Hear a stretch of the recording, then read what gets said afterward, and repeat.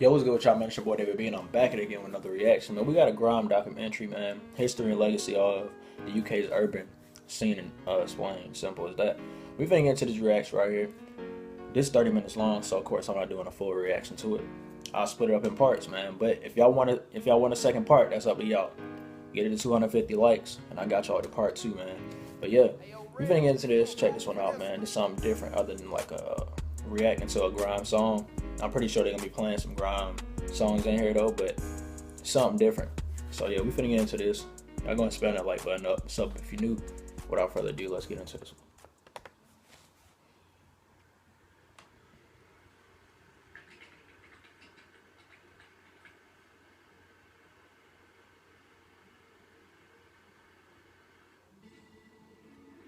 Music of the streets, music from the gutter, music for the fiery. Hey man, y'all might want to kick back, get y'all some snacks, roll you one up, something, man, to keep you occupied. Cause it's gonna be a long reaction. Simple as that. When were you introduced? Was it when you went to your first Eskimo dance? How I was introduced to the GRIME scene was through to UK music, man. Simple. How was y'all introduced? He asking y'all that. When you went to your first Eskimo dance? Was it when you ended up on Channel U amongst all the rubbish on TV? Boy, turn. Okay. Was it when you came across your favorite artist Bro, here on SBTV? That's crazy they showed him, bro. Yeah.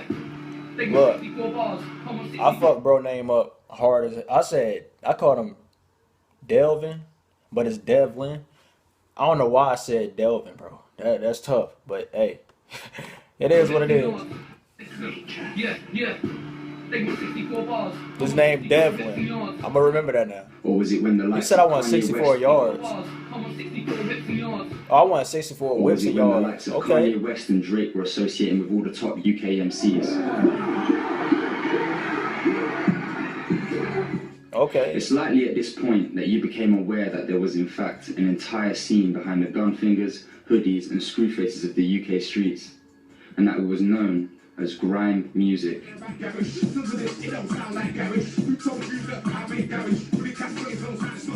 Grime as a genre has largely Shout out stayed Wally, under the man. radar Shout out that since boy its Wally. birth. However, a lot of people have overlooked exactly how much of an influence it's had on British youth culture over the last 15 years. How it's finally given a voice to the people who have been censored for years. How it's helped develop confidence, self-expression, and a sense of belonging in the masses of youths born into working-class families. And how it has, on many occasions, universally united the most ethnically diverse generation of people in the UK's history. Grime as a music genre did not accomplish That's this one thing I can own. say about GRIME though. But that is The energy is crazy, bro. Like from like the beats and like how the artists be like hype rapping and shit, bro. Like the energy definitely there. Grime as a music genre did not accomplish this on its own. But that is because grime is bigger than music. Grime is a culture.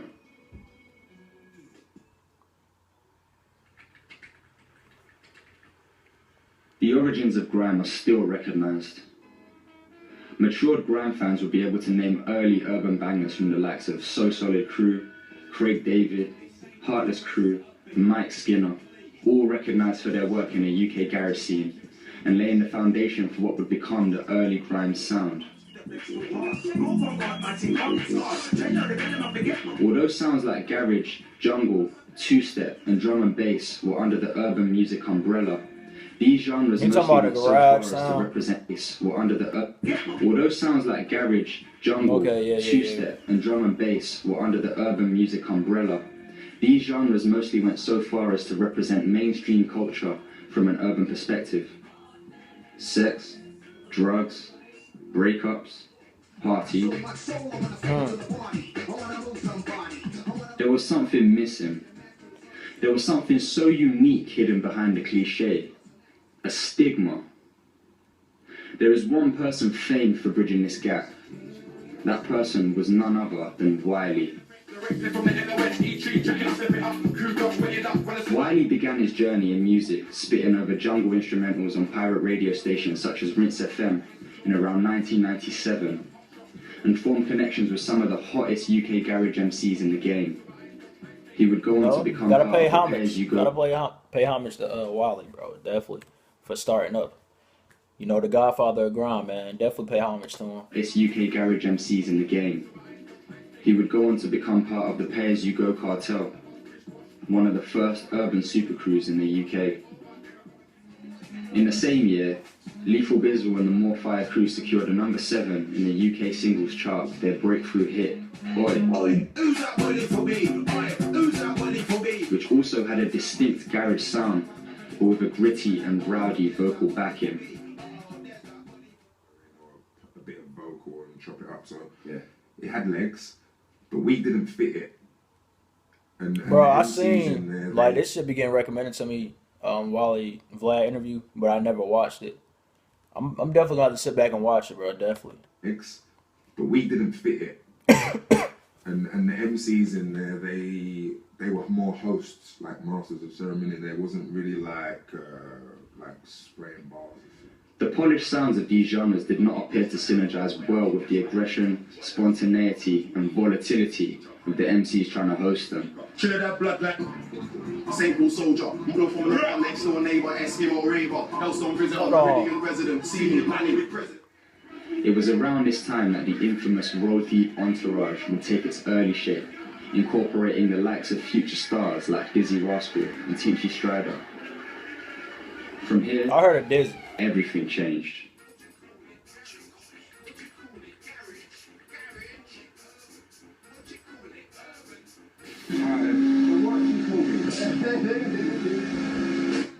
Everybody knows the Eskimo rhythm.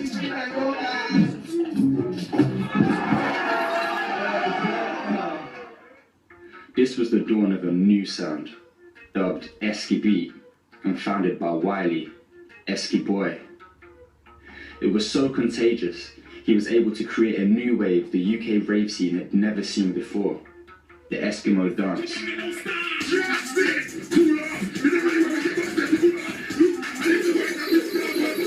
Bro, like I said, the Dirty, energy, bro. dangerous, and disorganized. It was the pinnacle physical embodiment of the word grime in music.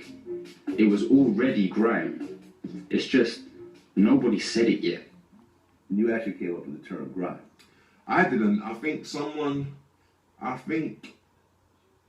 the radio did. I'm sure, because I used to say the word grime, but I remember calling my music like SKB.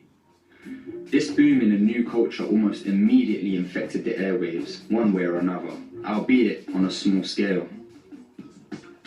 Got the Eskimo stage, pressed up that started selling nice and lovely, selling, until it sold about 5,000, and I thought. Yeah, that beat got a little nice little sound. Record shops started stocking their shelves with white label vinyls.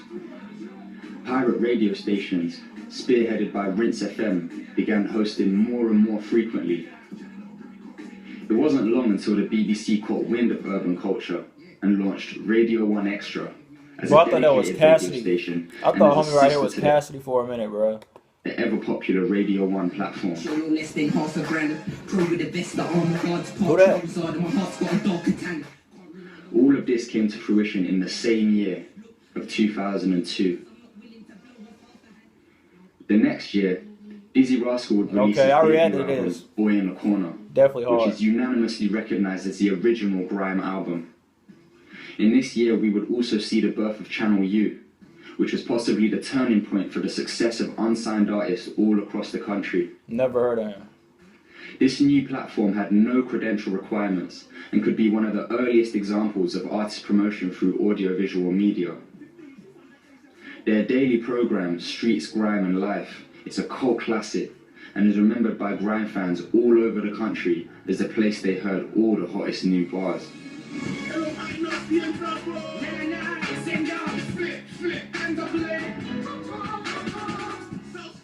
The next couple That of shit years were sound no hard different. right there. I don't know if that's the name of the track, but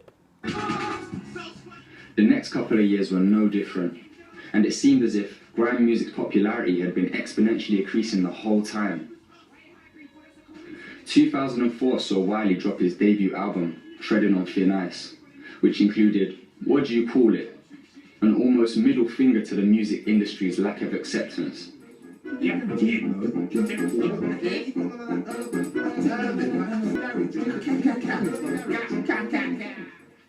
Lethal Bizzle did it again with Power, securing another top 20 single at number 11, despite being banned from airplay for lyrics about gun culture.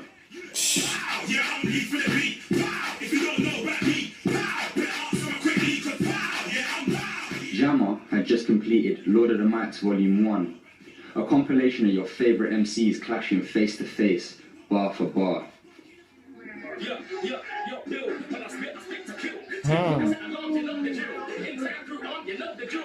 This is when the scene had gained its own identity, independent of other genres and independent of people from other walks of life. This is when large groups of kids began to stick together to succeed. This is what helped urban speech and slang become more familiar to and more common in the public domain. Alright, boom. The streets of England. That's what I'm trying to say to you, yeah? No one t-shirt. But that's how Atlanta niggas talk. It's cold, no That's how they be explaining stories. All right, so boom. So, that's what I'm trying to say to you, yeah? No one t-shirt business.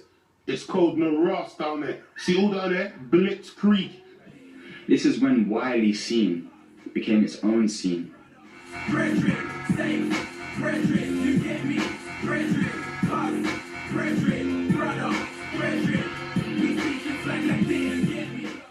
Esky Beat was the character, Grime was the personality.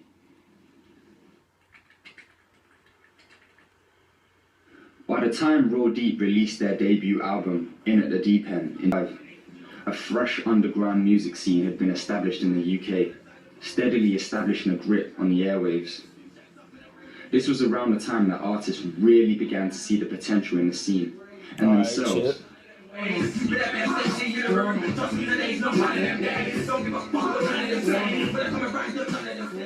In the following years, brothers JME and Skepta would form the collective Boy Better Know.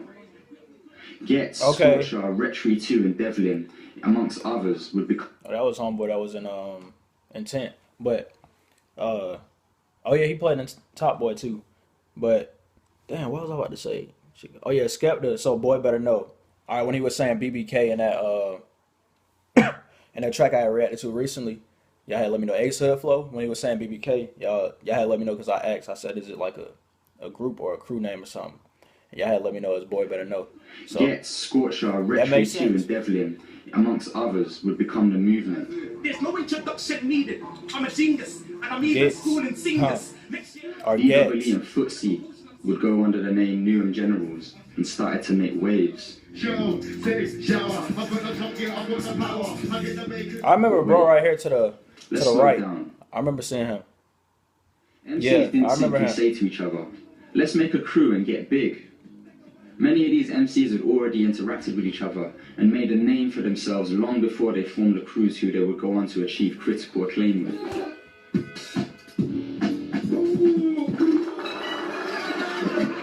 DWE was an original member of the Nasty Crew, which also included Jammer, now a member of Boy Better Know. In fact, a lot of artists emerged from the Nasty Crew, which disbanded likely due to the number of artists inducted to the group.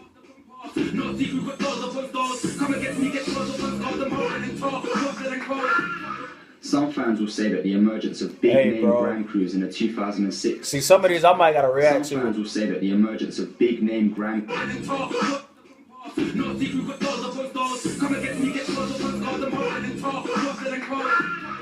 don't even know who that is. The emergence of big name grime crews in the 2006 to 2010 era was spearheaded by ex-Nasty members. And many fans will recognize pretty much all of these names as the golden generation of grime, if not idolizing them entirely. And Dizzy was on his own with Beck, but Dizzy was around us, man, still, and was affiliated and cool and friendly with all of us, like, so he made our first dub plate, Ready for War. I mean, and that was the first Nasty Crew dub plate. Make no mistake, A lot of these MCs had already been rhyming and laying foundations from the days of Grime's conception, which is likely why they were able to capitalize on the niche and become household names. Most importantly, the pressure on their identities and personalities had been reduced massively. Early interview and documentary footage of these artists shows a lot of planning and dedication to the overall success, albeit to a small degree, but that was enough. Black Joe, next up, world domination. To keep it up, but I didn't even know, bro. Actually, I seen like a track by him drop like last year sometime, but I didn't even know he was a rapper, bro. But I remember seeing him in the tent. Crime and or oppression, and to realize there's opportunity to stay out of trouble without compromising your street pride was nothing short of ideal.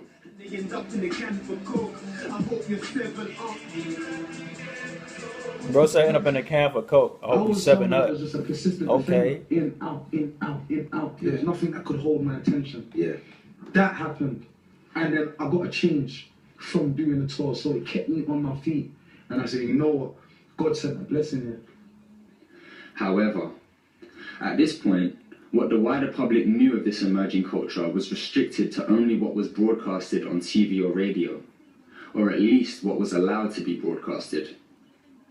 Even with internet platforms such as MySpace and Facebook on the horizon, it was common for artists to spread only within their immediate locale, generating hype for themselves on a relatively small scale through word of mouth. Some artists, like Chipmunk, were able to break through to the wider audience, likely due to their youthfulness, relatability, and relatively friendly lyrics.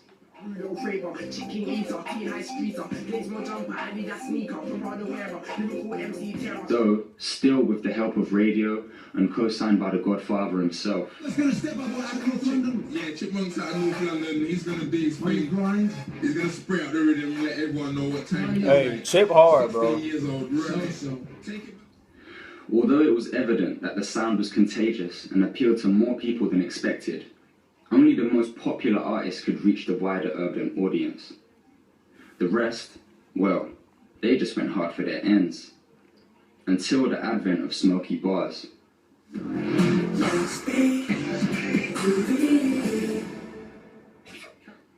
Around the years of 2006 to 2007, Jamal Edwards picked up a camera and began shooting amateur street freestyle videos, a format that would later become the ever-popular warm-up session series and evolve into more professionally organized shows like F64, the Fresh 64 Bars series. That man built a platform for people, bro. Hey, I respect that right there. I respect that for real. 64 Bars. He said his name Jamal Edwards, right? Jamal. What was most important is that Jamal had successfully pioneered a way to deliver raw, uncensored content to a scalable audience on the internet. Matter of fact, somebody mentioned him as a bar in a song, bro. Y'all had put me on game and told me. Yeah, I remember now. Okay. Uncensored content to a scalable audience on the internet. The biggest names in the scene. Yeah, that's bad when you couldn't even make no money off of YouTube, though, for real. Like. And Lethal Bizzle were no longer exclusive to the spotlight. The dawn of the new internet age meant you could create the spotlight for yourself, and you just had to be the hardest. And a lot of MCs were. Yeah. This shit was hard, bro.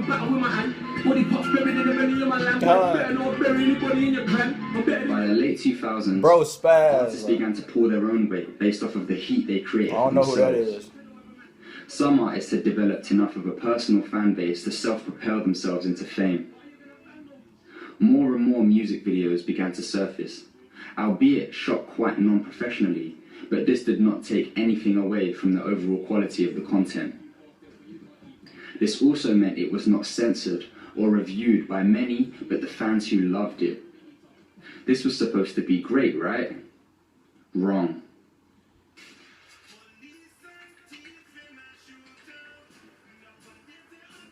We're gonna stop it right here, actually. Don't be mistaken. We're gonna stop this right here, bro. I would have pushed longer, like 20 minutes in, but we'll stop it right here, man. We can get on to part 2. Simple as that. Start a new segment. So yeah, we're gonna stop it right here. Alright, now look, like I said, it's up to y'all if y'all want part 2. Go ahead and span this video up, get it at 250 likes, and I'll drop a part 2, bro. Simple as that. Hey, it's a lot for me to learn. and I'm here for it, bro.